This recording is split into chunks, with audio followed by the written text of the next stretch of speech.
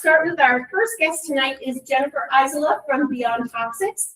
And our first topic is about I should also preface this whole thing with, we did invite the representatives from Amazon who declined. We invited Eugene Planning Department who declined, and we invited the land use planner, the local land use planner, Saxy Planning, who are working on behalf of the applicant. And they also declined. And the city said they didn't have staff to come. Amazon wouldn't respond at all, and Saxy said that they were under a non-disclosure agreement and were not allowed to come and talk about anything. Although I did have about an hour conversation with their planner about all different aspects of it, and I encouraged him to just kind of talk about those, and he felt like he couldn't do that. So if there's anything I can interject along the way in terms of his thoughts, I will, but he's hopeful that later when they're not encumbered by a non-disclosure agreement, he could come and talk to us. For the next second half of it, when we talk about the federal building, I would like you to know we also invited Eugene Police Department, and they can't come tonight. So just so you know, everyone's invited. That's how we roll. Okay. So Jennifer Isola, Beyond Toxics. Hi, good evening. I'm the community services project manager for Beyond Toxics. We as an organization, we have filed a couple of public records requests, which are very difficult to get because of the non-disclosure agreement. I think the most recent one was filed on Tuesday. Sometimes they want to redact things. That's why the city is not responding to anybody's requests, through email, and that's why they published the frequently asked questions. Can you put that up on the screen? So we can, as Beyond Toxics is a Department of Environmental Justice and Climate Justice Advocacy organization, so it's kind of a limited scope of what we can focus on, which is like air quality pollutants or maybe pollutants from the construction site, but that's kind of our limitation as far as advocacy work. We're not like an anti-development or anti-business. So, and we have to clean just because of our mission statement. That's why we have to be somewhat careful about the direction that we take, our position on any of these developments. So, the traffic impact analysis is something that we have been picking at on this web page. Is this the frequently asked questions page? There's a section in here that says what to know about the e-commerce development. The website claims that they cannot require a traffic impact analysis for the warehouse. And this is from our attorney. This is a sheet of talking points that they just sent over today. We're going to reformat this as a response to that frequently asked questions webpage, and we'll be publishing the rebuttals to that on our website probably sometime next week. The legislative session started this week, so we've been running back and forth to Salem. We haven't had any time to work on this, but we'll do it as soon as we have capacity. Okay, it's claiming they can't require a traffic impact analysis, and our attorneys feel that that is incorrect. Eugene Code 98670 requires I'm just going to say TIA from this point forward. That means traffic impact analysis. Okay. Eugene Code requires a TIA in 4 different scenarios. The city's FAQ only crucially addresses the first of these scenarios and fails to consider the other 3. There are 3 independent reasons a TIA is required for the warehouse. First, Eugene Code 8670. Subsection 1 requires a TIA for the warehouse because it will generate more than 100 or more vehicle trips during any peak hour. The FAQ sheet argues that this standard is not applicable because the developer's traffic engineer demonstrates that fewer than 100 of those trips are proposed to occur during the morning and peak hours from 7 to 8 a.m. and 4 to 5 p.m. And that's a quote from this, that the city is saying is a true statement. There are two clear errors with this analysis. First, the Eugene Code requires that these trips must be estimated in a specific way using the Institute of Transportation Engineers Trip General Manual. It does not appear the developer has followed that approach. Second, the Eugene Code defines peak hour to include the 4 highest traffic hours, not just the 2 looked at by the city. We believe that if the city uses the correct approach and correct definition of peak hours, it will plan the warehouse clearly generates more than 100 trips during a peak hour and would have to do the traffic impact analysis. Second, Eugene Code 9.8670 subsection 2 requires that the TIA for the warehouse, because it will contribute to traffic problems in the area, and it is in a location where pedestrian and or bicycle is a concern by the city that is documented. The city has not explained why the standard would require a TIA, nor could it. Highway 99 has repeatedly been identified by the city as a concern for the pedestrian and bicycle safety. Most recently, the mayor focused on that during the State of the City speech. And I think there were some articles about that. Adding thousands of heavy and medium duty vehicles to the street each day will clearly make these problems worse. And the provision gives the city clear authority to require the TIA for the warehouse to address some of the specific issues that this warehouse will contribute. And finally, Eugene Code 7.8670 subsection 4 requires the TIA if the development abuts a street in the jurisdiction of Lane County and will generate or receive traffic by vehicles of heavy weight. As the FAQ acknowledges, the warehouse abuts Lane County jurisdiction, including Green Hill Road, and accordingly, Eugene Code 9.8670 subsection 4 provides yet another reason why a TIA is required. Okay. And then in addition to the traffic impact analysis, the city can require, not must require, a hazardous materials review. Eugene Code 9.8135 requires a hazardous materials review for developments where the use is proposed to be located in an area with either known or potential special hazardous materials, and the applicant admits in their construction permit application that this is the case for the sit of the warehouse. However, the city does not appear to be requiring hazardous materials review, which would allow it to hear public testimony and consider the impacts of the development on contaminated soils and into nearby waterways. And then the city must also consider the warehouse's compliance with standards of odor, vibration, and noise. And all of those things are going to come up during construction. So that would be another talking point for, I know Indivisible Eugene, a lot of these, is it a Sunrise or, it's just having this constant flow of public comments at the city council meetings. We see you, we hear you, we're listening, we're trying to do as much as we can to support you and give you legal guidance, like talking points to go poke back at them and maybe get some more opportunities for public input. And then the city's FAQ takes the position that all the applicant must do to comply with this standard is provide a statement on the application committing the applicant to compliance with these provisions. This is incorrect. The city does not need to take the applicant's word that it can comply with these standards, whereas here the project is clearly incapable of compliance. The standards in Eugene Code 9.4165 subsection 3 require that no odors or vibrations from the warehouse are noticeable at the property line, and the warehouse will not load or unload any vehicles or close or destroy any boxes or containers between 10 p.m. and 7 a.m. And they can't comply with that either. So these are all like little legal footholds that everybody can start picking at in public meetings and in the record. And hopefully that will help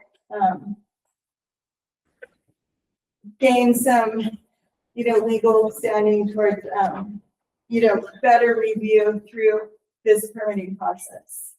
So that was all, like I said, we plan to reformat this and have it available like a little bit easier to access than this document is in right now. And we'll have it on our website probably sometime next week. It's beyondtoxins.org. Did I bring any? Oh, I did bring some business cards. So I can leave them on the table over here. And if you go on our website, you can sign up for our e-blast and it would come out by email probably by the end of next week. And, we did file comments with the El Rapa, when it was in the El Rapa phase of permitting, That's the Lane Regional Air Pollution Authority. we did those comments, we did the wetlands comments with Department of Environmental Quality, we sent numerous letters and emails, and they're just not responding, we think it's because of the non-disclosure agreement and getting back like the redacted published records request, so. That's all we have to report. Yes, ma'am. I just wanted to point out that in Amazon's own information, it's 2,600 trips per day. They talked about the peak hours in that. It's 2,600 trips per day. And they're saying, but you don't have to, you can't do a traffic study on this because we're going to keep it low between the two people. So specifically, to be a little bit more, the last public records that we filed on Tuesday was specifically what information did you rely on to calculate to be able to make this statement that they won't be entering not more than 100 vehicles will be entering traffic during peak business hours. We're trying to get down to the nitty gritty. Like, what are you looking at? Let's see it. And we'll see what we get back. There will probably be a lot of, a slow-ish response. They will respond. Is this a 24-hour operation? Is that why they can't comply with noise and box destruction thing? It's a 24-hour operation that W4G? So question over here? Yes. I guess I'm not sure if I missed the beginning of your opening, but I don't understand what the problem with having. I understand some of people's problems with having Amazon come in, but it's a distribution center, right? So what exactly is the problem?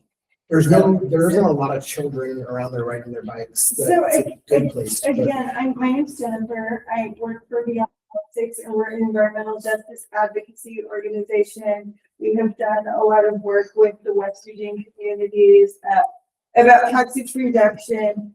The scope of our organization is really limited to advocacy around pollutant reduction. So when we're looking at, diesel emissions or how is the city and the county going to meet their climate goals if they're allowing this warehouse or permitting this warehouse that is going to add all this fossil fuel emissions to the area. Like I said, our area of expertise and our area of criticisms, we're not an anti-warehouse organization. We're not an anti-development organization. We really just focus on industrial pollutant emissions. And if the city is going to do that, so we're looking at traffic. Okay, so have you guys specifically delved into the possibility that there might be a net loss of pollution because there will be a center, a localized hub that will lower the number of diesel trucks driving up and down from wherever they're coming from, Salem or Portland? I don't know where they're coming. That's an honest question. I mean, seems to me like what they're trying to do. It would offset. It's Perhaps, definitely but offsetting Amazon something. is a permittee. Like Yeah. all of those other trucks are not permittees, for an industrial center. Like we're looking at it only because it's permitted as one thing, which is a regional distribution center. Okay, so there's no data as to what, because that's part of the reason why they want to have hubs all over the place is so that there's less of this coming down from, because the people are still going to get on Amazon and order from Portland. And so I'm curious.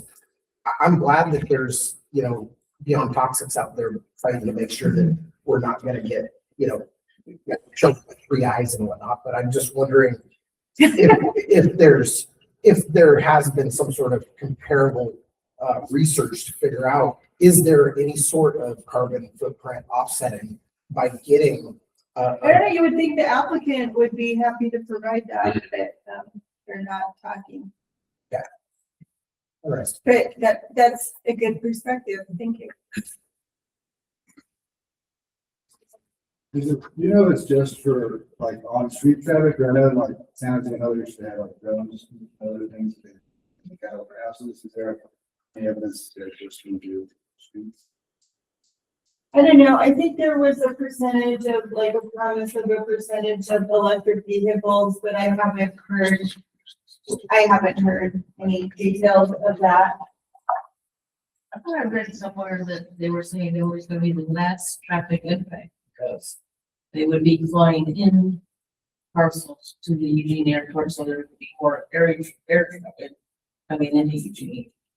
Supplying them just. We haven't been part of any of the planning process. We've just been responsive to the community, like in West Eugene, that has contacted us and said, hey, can you look at, all we're doing is looking at the permitting process and seeing where we could. But in their permitting, they're not saying that some of it's gonna be air traffic. That's not in the zoning or development permits, no. Sure, yeah, I don't know if this goes a little beyond the Beyond Toxic scope, but, I have heard from a friend on good authority that our new city manager in Eugene, Jenny Hariyama, comes from the city of Beaverton, where she was actually involved in a similar, community debate where people didn't want a fulfillment center, and she ultimately was, what I had heard, the summary was that she was unable to prohibit the center because the zoning allowed for it. However, she was able to get some concessions from Amazon to benefit the city of Beaverton in some way. So I think she wants to make that same approach, and I was wondering if you knew anything about what those kinds of benefits or concessions would be. I'm not familiar with that specific, warehouse development, but yeah, community compensation is as a form of mitigation is often where it arrives, I mean, I completely understand that about the zoning here, that sometimes if it's zoned for a specific use, it's not within the city's, anybody's right to deny the permit, that's just how land use laws and work in this state. Hi, I'm Monique Spain. I believe strongly in government transparency and accountability. From your presentation, it sounds like the city of Eugene and the commissioners are not providing the information that you've requested, which sounds like reasonable information, like a traffic impact analysis. And it sounds like you got some information that says that there's a lot more traffic than is required, the limits in the code. So is that true that they're not doing the appropriate feasibility analyses, or they're just not letting the That's why we're citizens? doing the public records request, asking them like, what information did you rely on? Yeah. When you created this frequently asked questions, this fact sheet that you're distributing to everybody, where it's saying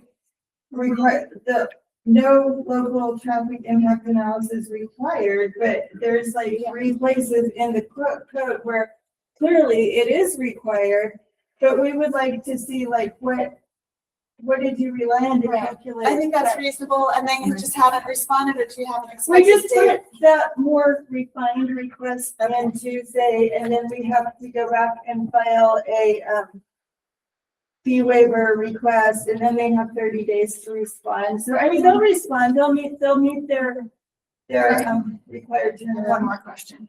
Sure. What about Amazon? Have they done any community engagement and have you community leaders reached out to them? They're supposed to be? Yeah, no, they're not going to. Like never. Oh, maybe after it's about, they'll do a big PR tour. I mean, that's how they After the do. seal. Yeah, they'll do a big media tour and bring a show out there, bright shiny facility and tout the jobs, it is a significant number of jobs for Eugene. I don't have an opinion on that. I'm Shansina Hawkins. I'm co-chair of the Neighborhood Leaders Council here in Eugene. And the reason I came to this meeting is because, to my knowledge, this is the only neighborhood association meeting scheduled this year to actually discuss this topic. And the neighborhood association for the area that where the warehouse would be is it's considered industrial / inactive. So it's not, so I think Amazon very liberally managed to subvert a lot of the normal process that we would see as if they were going to try to put it in a residential neighborhood. Like I'm interim chair of Kirkville area neighbors. Like we would have needed to have a presentation from the developers and it would have needed to be sent to the neighborhood association. But because of the site that Amazon was chosen, there isn't all of that going on. And what I've been told by the city is the same thing. That, oh no, everything's illegal, everything's legal, they've got all the permits, they don't need to do this traffic study. But it is very interesting that it hasn't come out other than we all knew it was Amazon, even though they kept the name obscured on all the contracts. Everybody knew it was Amazon. It was in the news forever. But the fact that this is the only neighborhood association meeting, we have 23 active neighborhood associations in the city of Eugene, folks. And this is the only one, to my knowledge, that is scheduled on this topic. And that shows how well things have been kind of swept under the rug. Like, I'm not trying to accuse people of having ulterior motives, but it feels like everybody was hoping that this warehouse would just like pop up overnight and nobody would notice.